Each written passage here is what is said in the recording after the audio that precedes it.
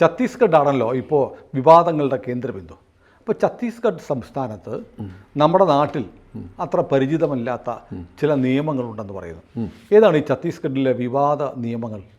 ഛത്തീസ്ഗഡിൽ ഒന്ന് freedom of religious act. അത് 1968 മധ്യപ്രദേശിൽ രൂപീകരിക്കുകയും കോൺഗ്രസ് സർക്കാർ രൂപീകരിക്കുകയും അതിനുശേഷം ഛത്തീസ്ഗഡായി മാറിക്കഴിഞ്ഞപ്പോൾ അങ്ങോട്ട് തുടരുകയും ചെയ്തിട്ടുള്ളതാണത്. അതാണ് ഒരു ഛത്തീസ്ഗഡ് 68 മതമാറ്റ നിരോധന നിയമം. അല്ല, അതിന് കൊടുത്തിരിക്കുന്ന വാക്ക് ഇതാണ്, ഫ്രീഡം ഓഫ് റിലീജിയസ് ആക്ട് എന്നാണ് കൊടുത്തിരിക്കുന്നത്. ആ നിയമത്തിൻ്റെ പേര് അതാണ്, മതസ്വാതന്ത്ര്യ നിയമം. രണ്ടാമത്തൊരു നിയമം എന്ന് പറഞ്ഞാൽ 2013 അവിടെ വന്നതാണ്. അതെന്ന് വെച്ചാൽ പ്രൈവറ്റ് പ്ലേസ്മെൻറ്റ് ആക്ട് എന്നാണ്. അപ്പോൾ ഈ ഒരു നിയമം ഛത്തീസ്ഗഡിലല്ലാതെ വേറെ ലോകത്ത് ഇന്ത്യയിൽ ഒരു സംസ്ഥാനത്തും ഇല്ല. അതെന്താ?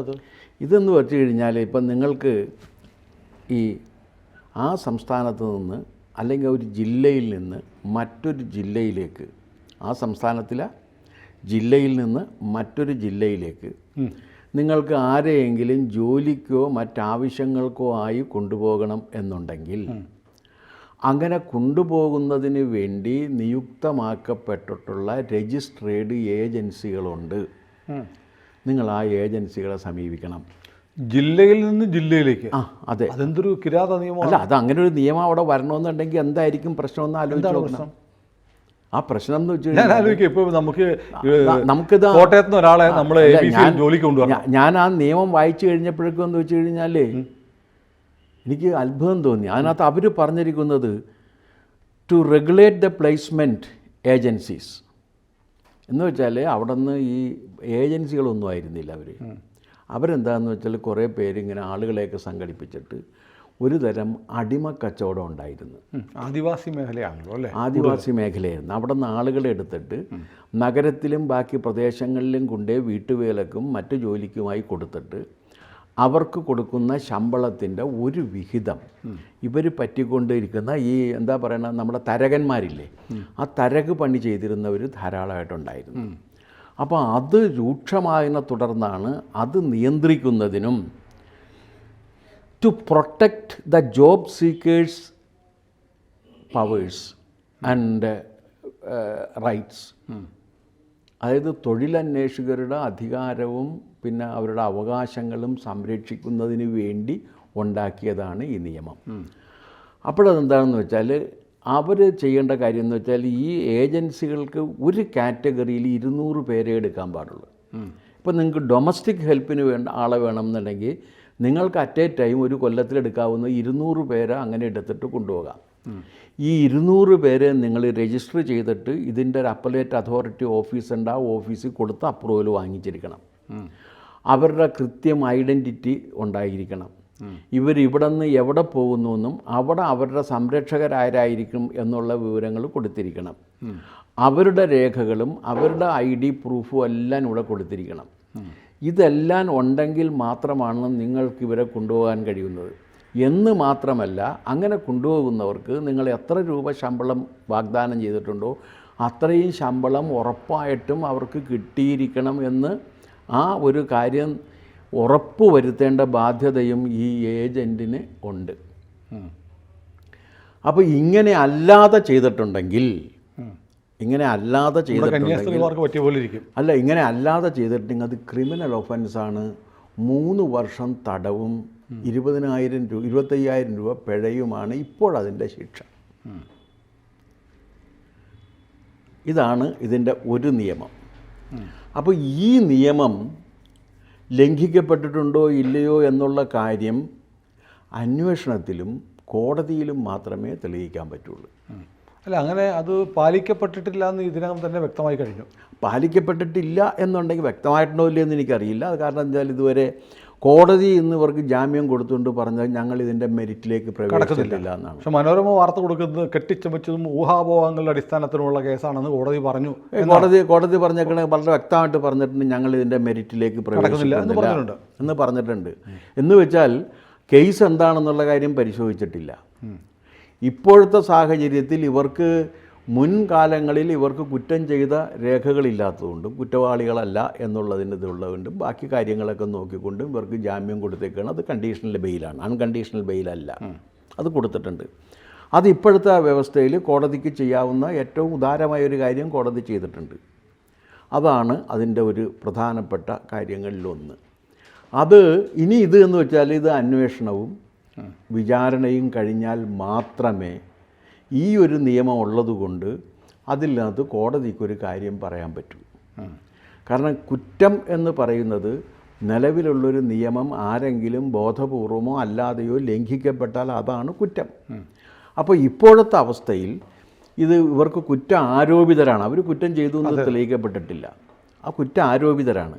ആ കുറ്റ ആരോപിതർക്ക് അവർ കുറ്റം ചെയ്തിട്ടില്ല എന്ന് സ്ഥാപിക്കാനും ഇത് മറ്റേ ബജറംഗ് ദളിന് ഇവർ കുറ്റം ചെയ്തിട്ടുണ്ട് എന്ന് ആർഗ്യൂ ചെയ്യാനും ഒക്കെ ഉള്ള വകുപ്പുകളുണ്ട്. അത് അവർ കോടതി തീരുമാനിക്കട്ടെ. കാരണം അതിനകത്ത് നമുക്കൊരു തീരുമാനം പറയാൻ പറ്റില്ല.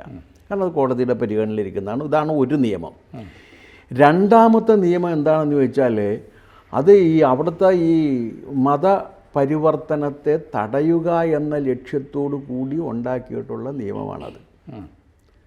അതിലെന്താ പറയുന്നത് വെച്ചാൽ ബൈ ഫോഴ്സ് ആൻഡ് പ്രീണനം രണ്ടും തെറ്റാണെന്നാണ്. പ്രീണനം അലൂർമെൻറ്റ് എന്നുള്ളതിന് വിശദീകരിച്ചിട്ടുണ്ട്.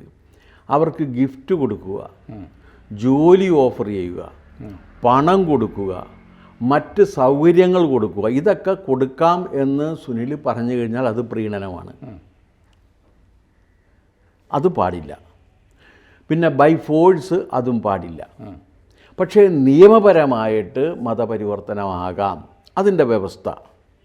അങ്ങനെ മതപരിവർത്തനം വേണം എന്നുണ്ടെങ്കിൽ ഈ മതപരിവർത്തനം നടത്താൻ ആഗ്രഹിക്കുന്ന വ്യക്തി ഒരു അപേക്ഷ ജില്ലാ കളക്ടർക്ക് കൊടുക്കണം 30 ദിവസത്തിനു മുമ്പ്. ജില്ലാ കളക്ടർ ആ വിവരം പ്രസിദ്ധപ്പെടുത്തിയിട്ട് അതിൻ്റെ അടിസ്ഥാനത്തിൽ അവിടെ പോയി അന്വേഷണം നടത്തി ഇവർ ഈ നേരത്തെ പറഞ്ഞ ഈ പ്രീണനവും ഭീഷണിയും ഇല്ലാതെ സ്വമേധയാ എടുത്തൊരു തീരുമാനമാണ് എന്ന് ഉറപ്പുവരുത്തുകയും അതിൻ്റെ അടിസ്ഥാനത്തിൽ ഇയാൾക്ക് ഉറപ്പുണ്ടെങ്കിൽ ഇയാൾക്ക് പെർമിഷൻ കൊടുക്കാം. അങ്ങനെ പെർമിഷൻ കൊടുത്തു കഴിഞ്ഞാലേ ഇവർക്ക് മതപരിവർത്തനം സാധ്യമാകൂ. അങ്ങനെ മതപരിവർത്തനം നടത്തി കഴിഞ്ഞാലും അതിനെക്കുറിച്ചുള്ള വിവരം ഈ ജില്ലാ കളക്ടറെ അറിയിക്കുകയും ജില്ലാ കളക്ടർ അതിൻ്റെ അടിസ്ഥാനത്തിൽ ഒരു സാക്ഷ്യപത്രം കൊടുക്കുകയും ചെയ്യും. അത് 1 മാസത്തിനുള്ളിൽ മതപരിവർത്തനം നടന്ന് 1 മാസത്തിനുള്ളിൽ ചെയ്തിരിക്കണം. ഇതൊക്കെ പരസ്യമായിട്ട് ചെയ്യേണ്ട കാര്യങ്ങളാണ്. അല്ലാതെ രഹസ്യമായ വിശ്വാസത്തിൻ്റെ അടിസ്ഥാനത്തിൽ ചെയ്യേണ്ടതെന്നല്ല. നിങ്ങൾക്ക് രഹസ്യമായിട്ട് എന്തിനേയും വിശ്വസിക്കാം. പക്ഷെ അപ്പം നിങ്ങൾക്ക് ഞാൻ ക്രിസ്ത്യാനിയാണെന്നോ ഹിന്ദു ആണെന്നോ മുസ്ലിം ആണെന്നോ പറയാനായിട്ടുള്ള അധികാരം ഉണ്ടായിരിക്കില്ല. നിങ്ങൾ ഏത് മതത്തിലാണോ ജനിച്ചത് ആ മതത്തിൽ മാത്രമേ നിങ്ങൾക്ക് അപ്പോൾ അധികാരം ഉണ്ടാകൂ, മറ്റതും ഉണ്ടാകില്ല. അല്ല, അങ്ങനെ വരുമ്പോഴത്തേക്ക് ഞാനിപ്പോൾ പെട്ടെന്ന് ഇപ്പോൾ സമീപകാലത്തെ കേസിലേക്ക് ഓർക്കുകയാണ്. ഈ കുട്ടികൾ പറയുന്നു ഞങ്ങൾ പണ്ട് മുതലേ ക്രിസ്ത്യൻ വിശ്വാസികളാണ്, അത് പക്ഷേ ഹിന്ദു കുടുംബമാണ്. അപ്പോൾ ഈ പറയുന്ന നിയമപ്രകാരമുള്ള നിയമപ്രകാരം മതപരിവർത്തനമായിട്ട് അത് ഈ നിയമം അനുസരിച്ച് അത് തെറ്റാണ്, നിയമലംഘനമാണ്. ഒരു സംശയവും വേണ്ട. ഇതിനാണല്ലോ ഈ ക്രിപ്റ്റോ ക്രിസ്ത്യൻസ് എന്ന് പറയുന്നത്. അല്ല, ഹിന്ദു പേര് ജീവിക്കും, വിശ്വാസം അല്ല, അതിന് ഒരു സംശയവും വേണ്ട. ഞാൻ ഈ പറയുന്ന 1968 Chhattisgarh freedom of religious act അനുസരിച്ച് അതല്ല അതിൻ്റെ മാർഗം. അങ്ങനെ അവർ പറയുന്നുണ്ടെങ്കിൽ അവർക്ക് ക്രിസ്ത്യാനികളാണ് എന്ന് അവകാശപ്പെടാൻ പറ്റില്ല. മധ്യപ്രദേശിലും ഛത്തീസ്ഗഡിലും ഈ നിയമമനുസരിച്ചുള്ള നടപടിക്രമങ്ങൾ പൂർത്തിയാക്കിയിട്ടേ അവർക്ക് ക്രിസ്ത്യാനിയാകാൻ പറ്റും. ഇവിടെ വേറൊരു പ്രശ്നം കൂടിയുണ്ട് സാർ. അതായത് ഈ മതപരിവർത്തനം നടത്തുന്ന ഏജൻസികൾ, സഭയാവട്ടെ അല്ലെങ്കിൽ പാസ്റ്റർമാരാവട്ടെ ആരും ആവട്ടെ, അവർ ഇങ്ങനെ മതം മാറാൻ പറയുന്നില്ല. നിങ്ങൾ ഹിന്ദുവായിട്ട് ജീവിച്ചാൽ മതി, ഞങ്ങളുടെ പള്ളി കൂടിക്കോ, പക്ഷേ ജീവിതം ഹിന്ദുവായിട്ട്, ഹിന്ദു പേരിൽ ജീവിക്കുക, രേഖകൾ ഹിന്ദു ആയിരിക്കും, എങ്കിലേ നിങ്ങൾക്ക് ആദിവാസികൾക്കുള്ള ആനുകൂല്യങ്ങൾ കിട്ടൂ എന്നുള്ളതാണ്. അത് അങ്ങനെ ചെയ്യുന്നുണ്ട് എന്നുണ്ടെങ്കിൽ അത് ഒരു മതത്തോടും ഈ രാജ്യത്തോടും ഇവിടുത്തെ ജനങ്ങളോടും ചെയ്യുന്ന ഏറ്റവും വലിയ വഞ്ചനയാണ്. ഇനി ഇവരുടെ വേറൊരു വാദം, ഹിന്ദു മതത്തിൽ നിലനിൽക്കുന്ന ജാതി വിവേചനം ഭീകരമായതുകൊണ്ടും അതിൻ്റെ അടിസ്ഥാനത്തിലുള്ള അയിത്താചരണമായതുകൊണ്ടുമാണ് ഞങ്ങൾ മതം മാറുന്നത് എന്നാണ്. ഹിന്ദു മതത്തിൽ ഏതെല്ലാം ജാതി വിവേചനം നിലനിൽക്കുന്നുണ്ടോ അതേ ജാതി വിവേചനം കേരളത്തിലെ ക്രിസ്തു മതത്തിൽ നിലനിൽക്കുന്നു എന്നുള്ളതാണ് വസ്തുത.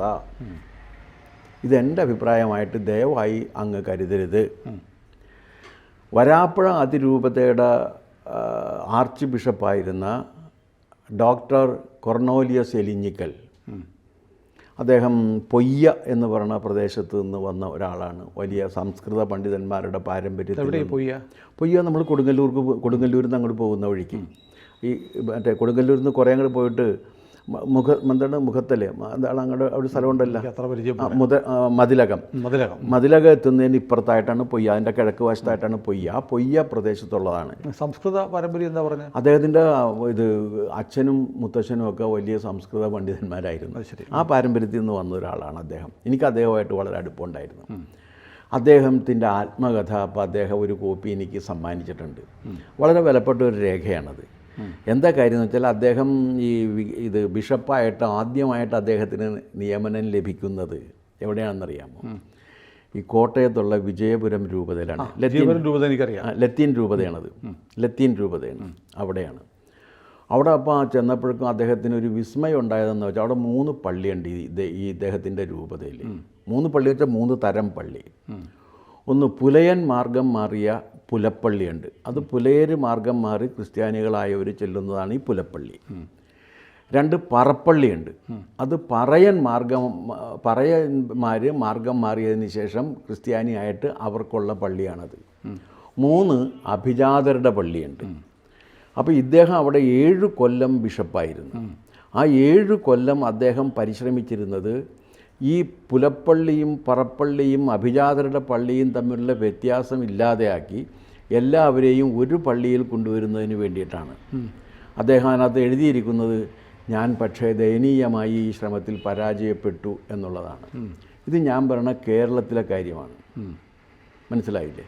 ഇനി ക്രിസ്ത്യാനികളെ മൊത്തം എടുത്തു കഴിഞ്ഞാൽ ആഢ്യ ക്രൈസ്തവരുണ്ട്.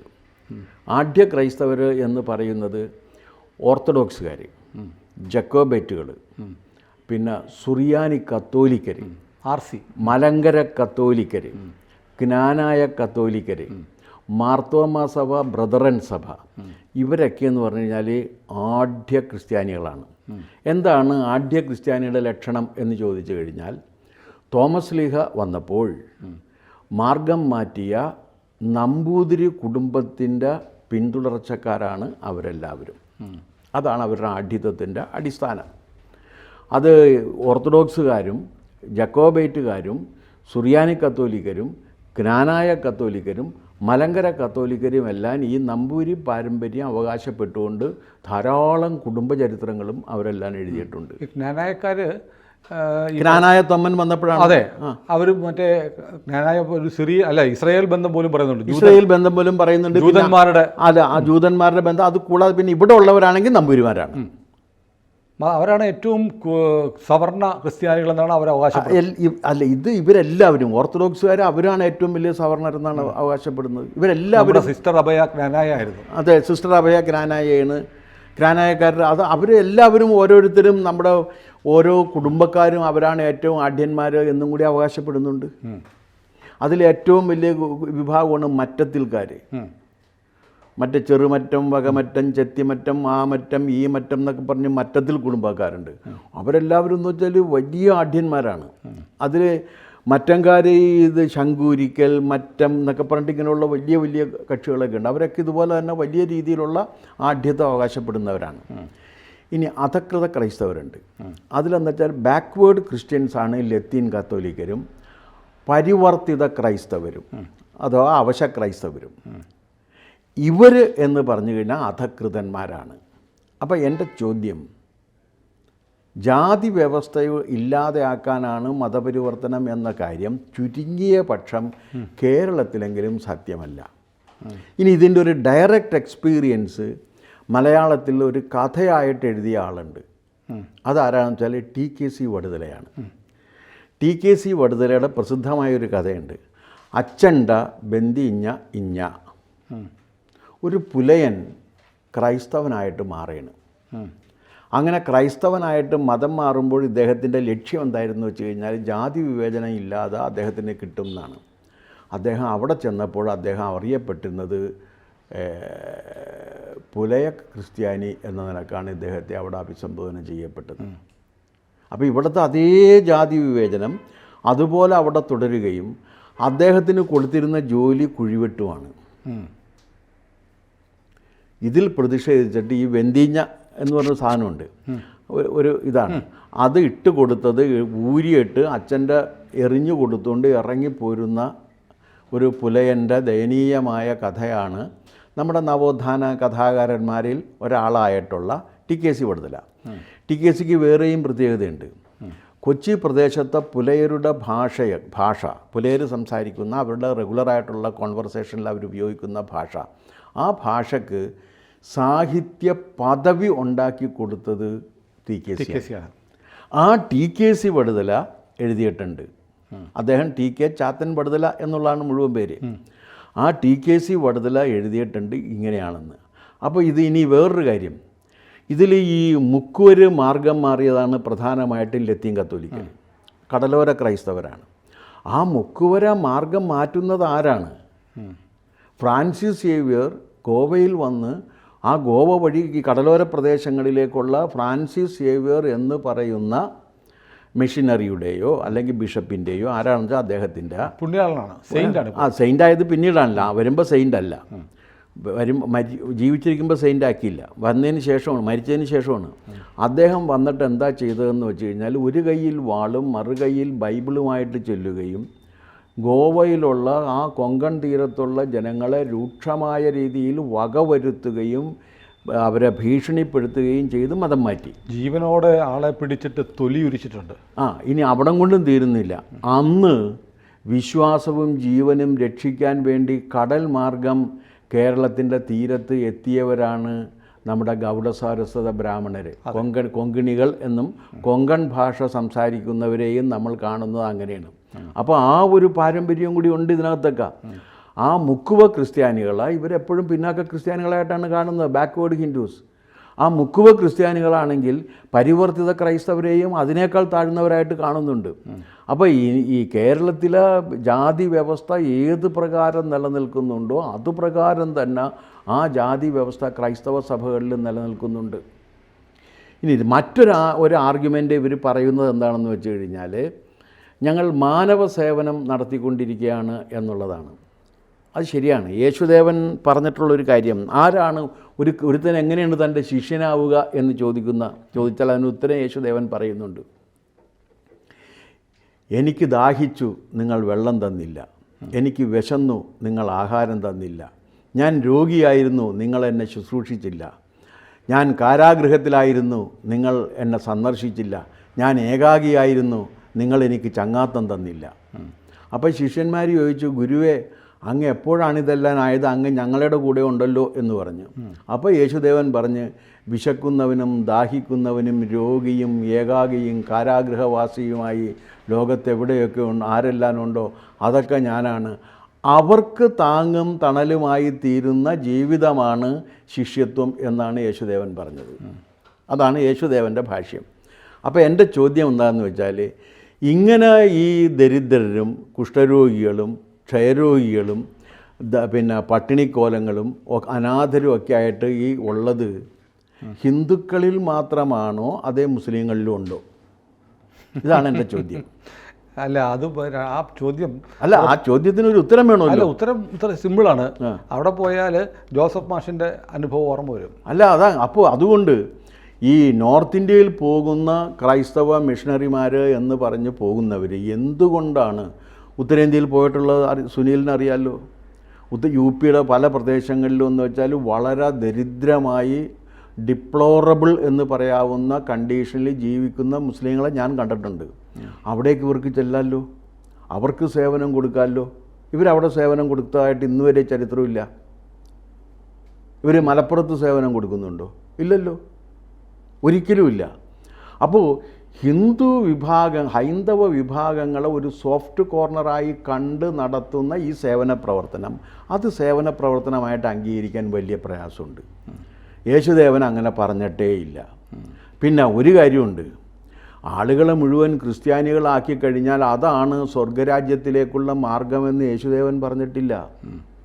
നിങ്ങളിൽ ഏറ്റവും എളിയവന് വേണ്ടി നിങ്ങൾ ചെയ്യുന്നത് നിങ്ങൾ എനിക്ക് വേണ്ടി ചെയ്തു, അതാണ് യേശുദേവൻ പറഞ്ഞിരിക്കുന്നത്. ഏറ്റവും എളിയവന് വേണ്ടി മാത്രവുമല്ല, ഇങ്ങനെ ആളുകളെ ചേർത്ത് കഴിഞ്ഞാൽ സ്വർഗരാജ്യത്തിലേക്കുള്ള വഴി ദുർഘടം പിടിച്ചതും ഇടുങ്ങിയതുമാണെന്നാണ് സ്വർഗദേവൻ പറഞ്ഞേക്കണം. വളരെ കഷ്ടപ്പെട്ടേ അങ്ങോട്ട് ചെല്ലാൻ പറ്റുള്ളൂ. പക്ഷേ ആളുകളെ കൂട്ടത്തോടെ മതം മാറ്റി അംഗസംഖ്യ വർദ്ധിപ്പിച്ചു കഴിഞ്ഞാൽ സ്വർഗരാജ്യം കിട്ടും എന്ന തെറ്റായ സന്ദേശം നൽകിയത് കോൺസ്റ്റന്റൈൻ ചക്രവർത്തിയാണ്. കോൺസ്റ്റന്റൈൻ ചക്രവർത്തി റോമ സാമ്രാജ്യത്തിൽ നിർബന്ധിതമായി ക്രിസ്തുമതം അടിച്ചേൽപ്പിച്ച സമയത്ത് നൽകിയതാണത്.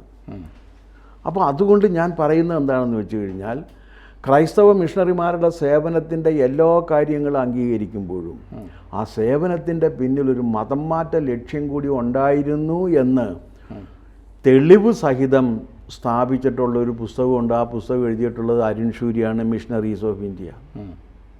ഓർക്കുന്നുണ്ടാവും, ഞാനതും വായിച്ചിട്ടുണ്ട്. പക്ഷേ എന്ന് കരുതിയിട്ട് അവരുടെ സേവനങ്ങൾ ഇല്ലാതെയാകുന്നില്ല. പക്ഷെ ആ സേവനങ്ങൾക്ക് വേണ്ടിയിട്ട് ഒരുത്തൻ, അവൻ സഹസ്രാബ്ദങ്ങളായി ജനിച്ച് ജീവിച്ച് മൺമറഞ്ഞു പോയ അവൻ്റെ തലമുറകളെല്ലാം ആചരിച്ച് ആവിഷ്കരിച്ച് വന്നിട്ടുള്ള ഒരു മതത്തിൽ നിന്നും അവനെ പിടിച്ചെറിഞ്ഞ് അവൻ്റെ ക്ഷേത്രം നശിപ്പിച്ച് അവൻ്റെ ജീവിതം നശിപ്പിച്ചതിന് ശേഷം അവന് സ്വർഗരാജ്യം കൊടുക്കാമെന്ന് പറഞ്ഞാൽ അത് കൊടുക്കരുത് എന്ന് ഞാനും ആവശ്യപ്പെടും. കൂടുതൽ വാർത്തകളും വിശേഷങ്ങളും നിങ്ങളിലേക്ക് എത്താൻ ABC മലയാളം സബ്സ്ക്രൈബ് ചെയ്യുക, ബെൽ ബട്ടണും അമർത്തുക.